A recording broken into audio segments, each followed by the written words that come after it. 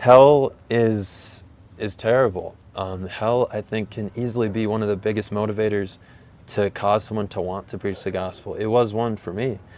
Hell's eternal. It lasts forever because of the judgment of God.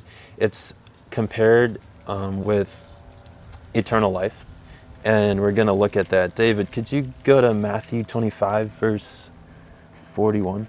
Then he will also say to those on his left, "Depart from me, accursed ones, into the eternal fire which has been prepared for the devils and his angels." And then I'm going to read verse 46 here. For the context of Matthew 25, Jesus is talking about like judgment day, essentially. And there's like these sheep, which are people that belong to Christ, and there's these goats.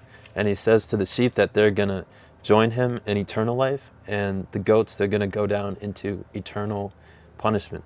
And so verse 46 says, "And these will go away into eternal punishment, but the righteous into eternal life." And so from this chapter alone, we see that hell is eternal, the punishment is eternal. It's just as eternal life in God. You're not going to get to heaven and it's going to be over in 1,000 years. That's just not how it works. And same thing with the judgment of God. And so once we're convinced of that, the wrath of God, this is the very thing that Jesus saved us from. This is the very thing that Jesus was put on the cross for. The wrath of God is being poured out on him. We don't want to bear that.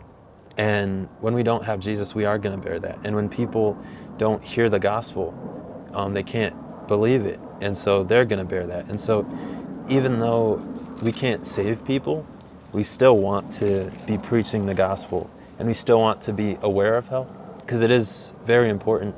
So many pastors that I've heard say Jesus talked a lot more about hell than heaven.